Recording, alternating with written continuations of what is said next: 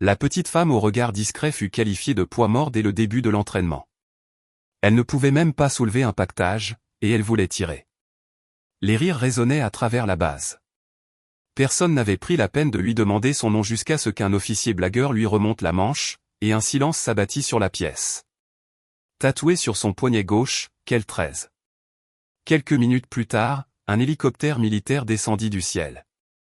Un général en sortit et déclara « Quiconque porte ce code ne répond qu'à moi ». Sarah Mitchell se tenait là, ses doux cheveux bruns détachés flottant au vent tandis que les pales de l'hélicoptère ralentissaient. Elle ne scia pas, ne détourna pas le regard.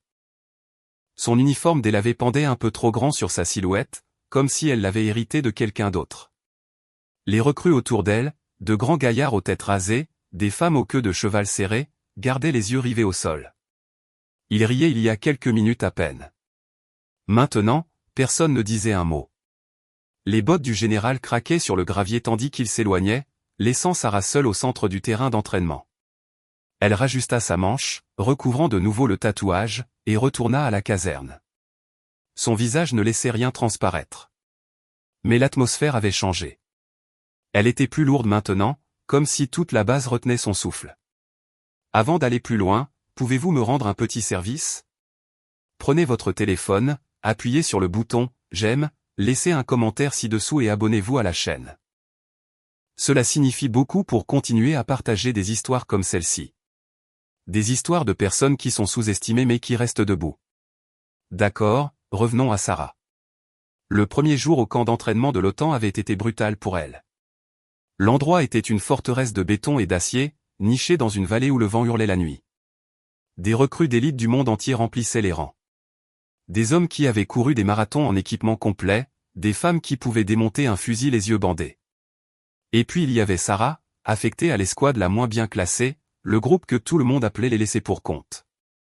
Personne ne savait comment elle était entrée. Pas de dossier, pas de réputation, juste un nom sur une liste sur une couchette dans un coin. Le chef d'escouade, un homme nommé Carter avec une mâchoire d'acier, ne la regardait même pas quand il aboyait des ordres. « Reste à l'écart, Mitchell », dit-il, lui jetant une gourde comme si c'était de la charité. La première semaine, lors d'un exercice de logistique, Sarah fut confrontée à un nouveau genre de cruauté. L'escouade était chargée de décharger des caisses de ravitaillement dans un délai très serré. Sarah travaillait silencieusement, empilant les boîtes avec des mains fermes. Une recrue nommée Donovan, aux larges épaules et au rictus constant, poussa délibérément une caisse sur son chemin, la faisant trébucher. « Regardez la potiche, dit-il, sa voix assez forte pour attirer les regards. Tu nous ralentis avec tes bras tout mous. » Les autres rirent, et une femme nommée Claire, avec un carré net et une langue encore plus acérée, se joignit à eux. « Peut-être qu'elle est ici pour nous porter le café à la place, dit-elle, mimant une serveuse équilibrant un plateau. Donovan saisit la caisse de Sarah et en vida le contenu, pansements et rations, dans la terre. « Oups. Ramasse ça, princesse. » Sarah s'agenouilla, ramassant les fournitures, son visage impénétrable. Ses doigts bougeaient méthodiquement, mais ses épaules se tendirent, un signe silencieux de la tempête qu'elle retenait. Pendant le premier exercice physique, les choses empirèrent. L'escouade devait traîner des paquetages de 40 livres à travers un champ boueux, grimpant aux cordes et rampant sous des barbelés. Sarah traînait derrière, ses bottes s'enfonçant dans la boue. Une recrue nommée Jensen, grand avec un sourire narquois inébranlable, passa devant elle en trottinant. « Laissez-la s'abstenir », cria-t-il à Carter. « Elle pourrait se casser un ongle. » Les autres rirent, leur voix portant par-dessus le bruit des bottes martelant la terre. Une femme nommée Riley, qui portait ses cheveux en une tresse soignée et sentait toujours la lotion chère, murmura juste assez fort pour que Sarah l'entende, « Pourquoi l'armée accepte-t-elle de la racaille comme elle ?» Sarah continua d'avancer, les yeux fixés au sol. Elle ne répondit pas, ne leva même pas les yeux, mais ses mains se serrèrent autour des sangles de son paquetage. Dans un rare moment de répit, la compétence discrète de Sarah laissa transparaître. L'escouade était rassemblée autour d'une radio cassée, dont les grésillements étouffaient tout signal. Les recrues tâtonnaient avec les fils, jurant sous leur souffle. Sarah s'avança, ses mains fermes tandis qu'elle dévissait le boîtier. En moins d'une minute, elle avait reconnecté un circuit déconnecté, et la radio crépita et s'anima, diffusant des coordonnées claires. Un instructeur grisonnant nommé Watts, qui avait observé la scène, leva un sourcil. Où as-tu appris ça, Mitchell, demanda-t-il, son ton plus curieux que bienveillant. Sarah haussa les épaules, s'essuyant les mains sur son pantalon. J'ai appris sur le tas, dit-elle. Watts hocha la tête, mais son regard s'attarda, comme s'il avait vu quelque chose que les autres n'avaient pas vu. Tandis que Sarah s'éloignait, Jensen marmonna, coup de chance. Mais Watts lui lança un regard qui le fit taire. Au dîner ce soir-là, le réfectoire était bruyant, bruit de plateau, cris, l'odeur de ragoût trop cuit. Sarah était assise seule au bout d'une table, son assiette à peine touchée. De l'autre côté de la pièce, Jensen se pencha vers ses camarades, la désignant du doigt. « Regardez cet uniforme, dit-il, assez fort pour percer le bruit. Elle l'a sorti d'une benne à ordures. » Plus de rire. Riley, assise à proximité, ajouta, « Peut-être qu'elle est ici pour un défi, vous savez, comme un pari. » Un homme nommé Torres, qui portait toujours une chaîne en or sous sa chemise, se pencha en arrière dans sa chaise. « Non, elle est juste perdue. Que quelqu'un lui dise que le service de dactylographie est un peu plus loin. » La table explosa de rire. La fourchette de Sarah s'arrêta au-dessus de son assiette. Elle la posa, croisa les mains sur ses genoux et fixa le vide devant elle. Pas un mot, pas un regard. Mais la façon dont elle était assise, le dos droit, les épaules immobiles, rendait l'air autour d'elle si tendu qu'il semblait pouvoir se briser. Lors d'une séance de formation médicale, l'intimidation devint vicieuse. L'escouade s'entraînait au triage de campagne, se mettant en binôme pour bander des fausses plaies. Sarah fut laissée sans partenaire, debout près d'une table de gaz et d'attelle. Une recrue nommée Meredith, avec un faux sourire et une habitude de potin, saisit sa chance. « Oh, regardez, c'est Mademoiselle Personne, dit-elle, jetant un rouleau de bandage aux pieds de Sarah.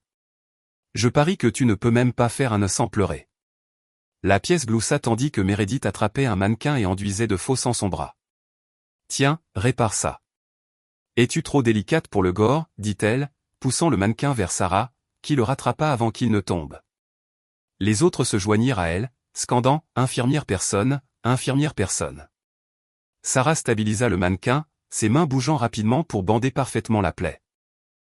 Elle ne regarda pas Meredith, mais sa mâchoire se serra, et le bandage était noué si serré qu'il faillit céder. Le lendemain matin, lors d'une opération simulée, quelque chose changea. L'escouade fut envoyée en marche de nuit, naviguant dans une forêt avec des GPS portables. L'éclaireur en chef, un homme nommé Walsh, avec une cicatrice sur son sourcil, était arrogant, aboyant des coordonnées comme si l'endroit lui appartenait. Sarah traînait à l'arrière, sa lampe de poche faiblement éclairée. À mi-chemin, elle s'arrêta, sa tête s'inclinant tandis qu'elle regardait l'écran de Walsh. « Vous marchez droit dans un piège radar », murmura-t-elle, sa voix si douce qu'elle portait à peine. Walsh se retourna, le visage rouge. « Qu'avez-vous dit, poids mort » claqua-t-il. « Vous croyez en savoir plus que moi. » Les autres ricanèrent, mais Sarah ne recula pas. Elle désigna le point clignotant sur son GPS. « C'est une fréquence ennemie. Vérifiez-le. » Walsh rit jusqu'à ce que l'écran clignote en rouge et que des alertes hurlent qu'ils avaient été détectés. La voix du commandant crépita à la radio, annulée. Retour à la base. L'escouade se figea, leurs yeux dardant vers Sarah. Le commandant arriva en trombe plus tard, son visage impassible. « Qui a repéré ça ?» exigea-t-il. Personne ne répondit. Mais Carter, debout à proximité, jeta un coup d'œil à Sarah, la mâchoire serrée. Lors d'un exercice de patrouille de nuit, les instincts de Sarah sauvèrent la situation une fois de plus. L'escouade était chargée de sécuriser un périmètre dans l'obscurité totale, s'appuyant sur des lunettes de vision nocturne. Un léger bruissement dans les buissons rendit tout le monde nerveux, mais Walsh le rejeta comme de la faune sauvage. Sarah, balayant la zone, remarqua un éclat métallique, un fil de déclenchement caché. Elle attrapa le bras de Walsh, le tirant en arrière juste au moment où il s'avançait. « C'est piégé », dit-elle, sa voix basse. L'escouade se figea tandis qu'elle s'agenouillait, traçant le fil jusqu'à un faux explosif. L'instructrice, une femme sévère nommée Holt, le confirma. « Ça aurait anéanti la moitié de votre équipe, dit-elle, les yeux sur Sarah. » Bonne observation, Mitchell. Les autres s'agitèrent inconfortablement, leur bravade disparut. Walsh marmonna quelque chose sous son souffle, mais le regard furieux de Holt le fit taire. Sarah se leva, se brossant la terre de ses genoux, son visage aussi calme que jamais. De retour à la caserne, l'ambiance était aigre. Walsh claqua son équipement, marmonnant sur un coup de bol. Riley roula des yeux, frôlant Sarah. « Ne te la ramène pas, Mitchell, dit-elle. Un coup de chance ne fait pas de toi un soldat. » Sarah ne répondit pas. Elle s'assit sur sa couchette, délaçait ses bottes, ses mouvements lents et délibérés, mais ses yeux jetèrent un coup d'œil à la fenêtre où la forêt se dressait, sombre et silencieuse. Pendant une seconde, ses doigts effleurèrent la manche sur son tatouage, comme si elle vérifiait qu'il était toujours caché. Personne ne le remarqua. Personne, sauf le lieutenant-colonel Arrow, qui observait depuis l'embrasure de la porte. Il ne dit rien, gribouilla juste quelque chose dans un carnet et s'éloigna. La semaine suivante, lors d'un exercice de lecture de cartes, le harcèlement s'intensifia. L'escouade était dispersée dans un champ, traçant des coordonnées sous un ciel gris. Sarah se tenait seule, sa carte pliée soigneusement, son crayon marquant des points précis. Une recrue nommée Gavin, avec une voix forte et une veine cruelle, la repéra. « Et, regardez, c'est la cartographe !» cria-t-il, arrachant sa carte et la déchirant en deux. « Qu'est-ce que c'est ? » »« Votre carte au trésor qui mène nulle part. » Les autres rirent tandis qu'ils jetaient les morceaux au vent. Claire, debout à proximité, ajouta « Elle pense probablement être Christophe Colomb, perdu et inutile. » Gavin s'approcha, dominant Sarah. « Va chercher ta carte, poids mort. Peut-être que ça t'apprendra à rester à ta place. » Sarah regarda les morceaux s'envoler, ses mains immobiles. Elle sortit alors une carte de rechange de sa poche, la déplia et continua de travailler. Son silence était plus assourdissant que leur moquerie. Quelques jours plus tard, lors d'une vérification des armes, la tension atteignit son paroxysme. L'escouade était alignée, les fusils sur la table, tandis qu'un officier nommé Bragg passait dans les rangs. C'était un petit homme, tout en fanfaronnade, avec une voix qui portait comme une corne de brume. Lorsqu'il arriva à Sarah, il s'arrêta, ses yeux se plissant. « Pourquoi couvres-tu toujours ce poignet, Mitchell » aboya-t-il. Avant qu'elle ne puisse répondre, il lui attrapa le bras et lui remonta la manche d'un coup sec. Le tatouage brillait sous les néons, quel 013, net et noir sur sa peau pâle. La pièce devint silencieuse pendant une fraction de seconde, puis explosa. Jensen laissa échapper un hurlement. « Tu as fait faire ça dans un salon de tatouage » dit-il, se pliant en deux. Riley sourit d'un air suffisant, croisant les bras. Probablement une phase émo du lycée. Même Bragg gloussa, secouant la tête. « J'ai vu des codes militaires pendant 20 ans, dit-il. Celui-là, c'est bidon. » Sarah retira son bras, le visage vide. Mais ses yeux se fixèrent sur ceux de Bragg juste un instant, et il cessa de rire. « Retournez dans le rang » marmonna-t-il, se détournant. Lors d'un briefing tactique, l'expertise cachée de Sarah émergea. L'escouade analysait un plan complexe d'assaut urbain avec des diagrammes projetés sur un écran. L'instructeur, un homme nommé Reed, luttait pour expliquer une faille dans l'approche. Sarah, debout à l'arrière, leva la main, un geste inhabituel. « Votre flanc est exposé du côté, dit-elle, sa voix ferme. Vous avez besoin d'un leurre pour attirer le feu. » Reed fronça les sourcils, mais vérifia le plan. Ses yeux s'écarquillèrent. « Elle a raison, dit-il, ajustant le diagramme. » La pièce devint silencieuse, les recrues échangeant des regards. Reed se tourna vers Sarah. « Comment avez-vous vu ça ?» Elle haussa les épaules, ses doigts tapotant le bord de sa manche. « C'est évident si vous regardez bien. » Reed hocha la tête, mais son expression changea, comme s'il la voyait pour la première fois. Les autres ne rirent pas, mais leur silence portait un nouveau poids. Cette nuit-là, Arrow ne put pas dormir. Il était assis dans son bureau, une seule lampe projetant des ombres sur le mur. Il avait vu le tatouage. Il avait entendu le code, KLL13. Cela remua quelque chose d'enfoui profondément, quelque chose auquel il n'avait pas pensé depuis des années. Il sortit un vieux dossier chiffré d'un tiroir verrouillé, ses mains tremblant tandis qu'il tapait le code d'accès. L'écran clignota, et il apparut, Ghost VIP 013, Mitchell S, compte de victime 208. Une photo granuleuse d'une Sarah plus jeune le regardait fixement, ses yeux tout aussi stables, tout aussi impénétrables. « Elle a disparu il y a 4 ans, murmura-t-il à lui-même. Il se pencha en arrière dans sa chaise, le visage pâle. « Qui êtes-vous vraiment » Le lendemain matin, il l'observa de l'autre côté du terrain d'entraînement, son café intact. Sarah ne le remarqua pas. Elle était trop occupée à attacher ses bottes, ses doigts rapides et précis, comme si elle l'avait fait 1000 fois dans le noir. Les exercices de tir réel furent le moment où les choses commencèrent à se fissurer. L'escouade était sur le champ de tir, l'air était épais de l'odeur de poudre à canon. On donna à Sarah la cible la plus facile, une silhouette stationnaire à 50 yards. Carter, debout à proximité, ne la regarda même pas, « Ne te tire pas dans le pied, Mitchell », dit-il en s'éloignant. Les autres alignèrent leurs fusils, crépitant alors qu'ils atteignaient leur cible. Sarah s'avança vers la ligne, ses mouvements silencieux, presque trop fluides. Mais alors Jensen, se montrant, trébucha dans sa ligne de tir, déstabilisant son objectif. Son tir rata, ricochant sur un poteau métallique. Le champ de tir explosa de rire. Jensen sourit, sortant un marqueur de sa poche. « Laissez-moi ajouter un 0, dit-il, lui attrapant le poignet et écrivant sur sa manche, 013D. Un nombre rond parfait pour un 0 parfait. Les autres poussèrent des cris, lui tapant dans le dos. Sarah recula, ses yeux froids, perçants comme une lame sortant de son fourreau.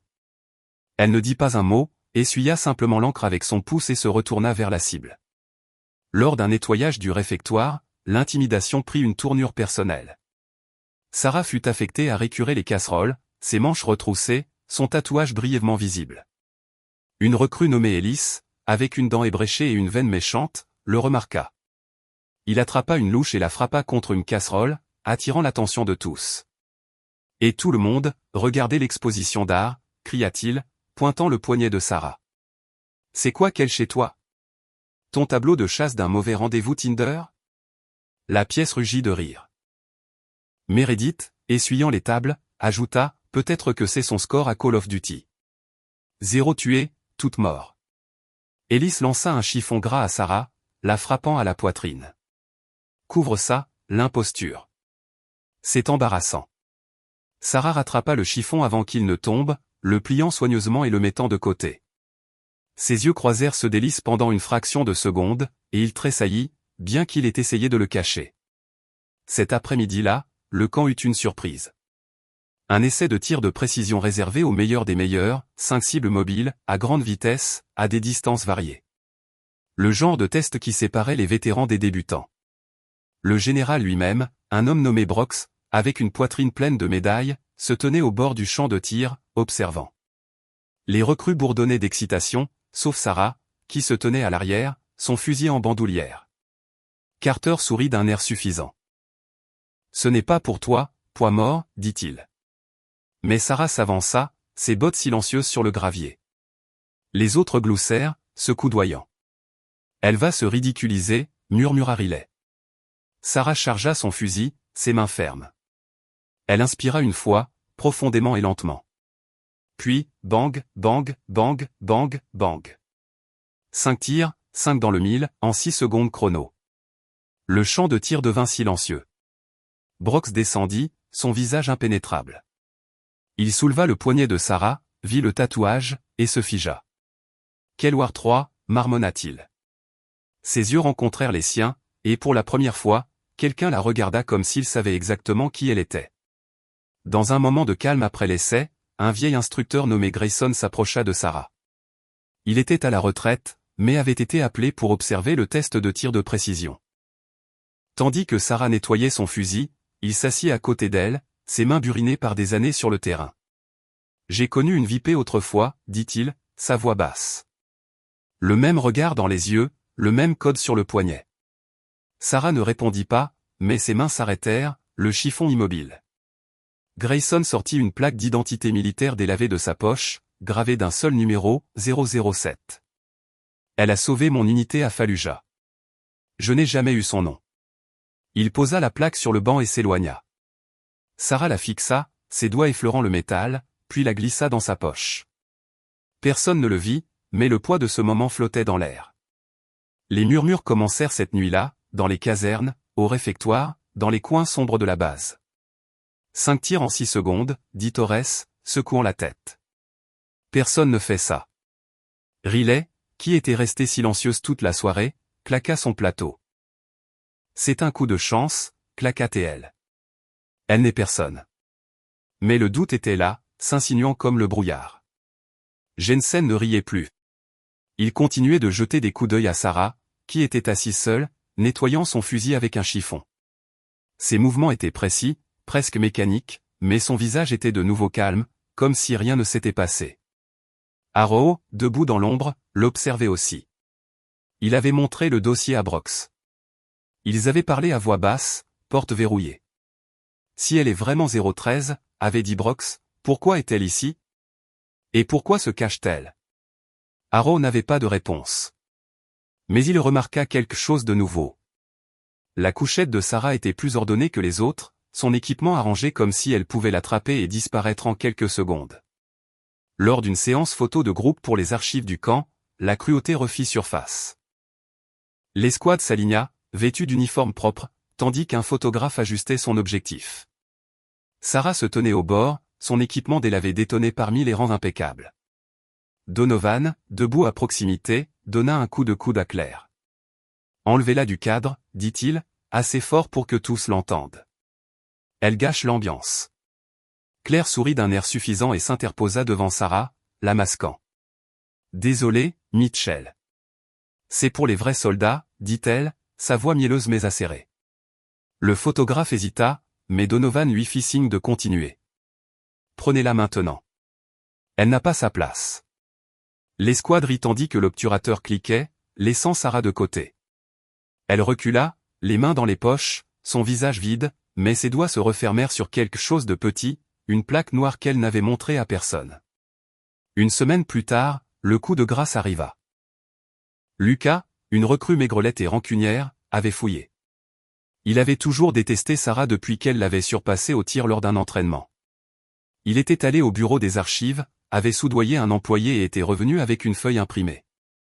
Pendant une pause d'entraînement, il se leva au milieu du terrain, l'agitant comme un drapeau. « C'est un faux » cria-t-il. « J'ai trouvé son dossier. Pas d'antécédents militaires, pas d'accréditation. Elle est probablement une espionne. » Les autres se rassemblèrent, murmurant. Lucas se précipita vers Sarah, qui était assise sur une caisse, buvant à une gourde. Il arracha l'écusson de nom de son uniforme, déchirant le tissu. « Nous ne vous reconnaissons pas, dit-il, crachant les mots. La foule se tut. Sarah le regarda, ses yeux fermes. Elle sortit alors de sa poche une petite plaque noire, pas plus grande qu'une pièce de monnaie. Elle la laissa tomber par terre. Elle atterrit avec un léger cliquetis, un jeton de commandement d'unité fantôme, le genre que seule une poignée de personnes dans le monde était autorisée à porter. L'air se raréfia dans le terrain. Lucas recula, le visage pâle. Personne ne bougea. Le lendemain matin, la base était différente, plus tendue, plus silencieuse. Les recrues gardaient la tête basse, leur blague disparut. Sarah se rendit au terrain d'entraînement comme toujours, ses bottes raclant la terre. Mais maintenant, les gens s'écartaient. Pas par respect, mais par autre chose. La peur, peut-être. Ou la culpabilité. Lors de l'appel, Carter appela son nom en dernier, sa voix plus douce qu'avant. « Mitchell » dit-il, et ses yeux jetèrent un coup d'œil à son poignet. Elle hocha la tête une seule fois et prit sa place. Riley, debout à proximité, ne la regarda pas. Jensen garda ses distances, son sourire narquois disparut. Torres, qui avait été si bruyant au réfectoire, était soudainement obsédé par le polissage de ses bottes. Seul Arrow la regardait ouvertement, son carnet maintenant rangé. Il avait cessé d'écrire à son sujet. Il n'en avait plus besoin. Puis cela arriva. Juste après midi, le son arriva, un rugissement sourd et rythmé dans le ciel. Un hélicoptère militaire noir survola la vallée, ses pales tranchant l'air. Les recrues s'arrêtèrent en plein exercice, protégeant leurs yeux de la poussière. L'hélicoptère atterrit au milieu du champ, soulevant du gravier. Un homme en sortit, son uniforme impeccable, son visage dur. Le général Hamilton, commandant des opérations spéciales. Il portait une directive scellée, le genre qui ferme des bases et déclenche des guerres. Il ne regarda pas les recrues. Ne regarda pas les officiers. Ses yeux trouvèrent Sarah, debout seule au bord du champ. « KL-013, dit-il, sa voix tranchant le vent. Vous êtes par la présente rappelée. À partir de maintenant, cette base est sous votre commandement. » Il se tourna vers la foule, son regard d'acier. Quiconque lui manque de respect, vos noms seront inscrits au ministère. Sarah ne bougea pas. Ne parla pas. Elle rajusta simplement sa manche, couvrant le tatouage, et marcha vers l'hélicoptère. Lucas, debout à proximité, tomba à genoux, ses mains tremblantes. Personne ne l'aida à se relever. Tandis que le rugissement de l'hélicoptère s'estompait, un jeune lieutenant nommé Perry s'avança, son visage pâle mais déterminé. Il était resté silencieux pendant tout le camp, un type studieux qui restait à l'écart. Il tenait une lettre froissée, ses bords usés. Mitchell, appela-t-il, sa voix tremblante. J'ai trouvé ça dans les archives. C'est d'une mission en Syrie. Ghost VIP-013 a sauvé l'unité de mon frère. La foule se tourna, leur murmure s'éteignant. Les mains de Perry tremblèrent tandis qu'il lisait à voix haute, elle a transporté 2 hommes blessés à travers un champ de mines. N'a jamais demandé de médaille. Sarah s'arrêta, sa main sur la porte de l'hélicoptère. Elle regarda Perry, ses yeux s'adoucissant pour la première fois. Dites-lui de rester en sécurité, dit-elle, puis elle monta à bord. Perry serra la lettre, ses épaules plus droites tandis que l'hélicoptère décollait. Les retombées furent discrètes mais réelles. Lucas était parti le lendemain, transféré, son dossier marqué, personne ne savait où et personne ne demanda. Les réseaux sociaux de Riley, où elle avait posté un commentaire sarcastique sur la prétendue soldate, devinrent silencieux après qu'une capture d'écran soit devenue virale. Elle perdit son parrainage avec une marque d'équipement tactique. Ses messages privés furent inondés de messages la dénonçant. Jensen, qui avait été si prompt avec le marqueur, fut ignoré pour une promotion. Ses camarades cessèrent de s'asseoir avec lui au réfectoire. Torres, qui avait ri le plus fort, reçut un appel de sa compagnie. L'entreprise de sa famille, qui dépendait des contrats militaires, était soudainement sous examen. La candidature de Donovan pour une unité d'élite fut rejetée. Son nom fut signalé pour des problèmes de conduite. Claire fut retirée d'un programme de formation prestigieux, son dossier citant un manque de travail d'équipe. La famille de Meredith, qui s'était vantée de sa carrière militaire, cessa de la mentionner lors des réunions. Ellis fut réaffectée à un avant-poste isolé, ses rêves de gloire disparus. Gavin fit face à une enquête officielle pour dommages matériels, sa carrière stagna. Personne ne jubilait. Personne n'en avait besoin. Sarah ne resta pas longtemps. Elle était partie en une semaine. Sa couchette vide, son équipement retiré. La base semblait vide sans elle, comme si elle avait perdu quelque chose que personne ne pouvait nommer. Harrow trouva une note sur son bureau, juste une ligne de son écriture soignée et inclinée, gardez le dossier verrouillé. Il le brûla cette nuit-là, les cendres se dispersant au vent. Brox, le général, ne parla plus jamais d'elle. Mais parfois, tard dans la nuit, il sortait une vieille photo de son portefeuille, un groupe de Ghost Viper, des années auparavant, avec une jeune femme à l'arrière, ses yeux fermes, son poignet nu. Il la regardait, puis la rangeait. Des années plus tard, certaines des recrues parleraient d'elle. Pas souvent, et jamais longtemps. Il se souviendrait de sa façon de se tenir, de sa façon de bouger, de la façon dont son silence en disait plus que leurs cris ne l'auraient jamais pu.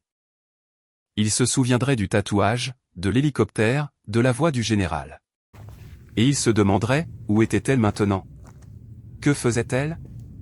Mais il savait qu'il valait mieux ne pas demander. Les gens comme Sarah ne laissaient pas de traces. Ils laissaient juste des leçons. Elle n'était pas ce qu'il pensait. Elle n'était pas faible, pas perdue, pas un poids mort. Elle était autre chose, quelque chose qu'il ne comprendrait jamais. Et finalement, elle n'avait pas besoin de leur respect.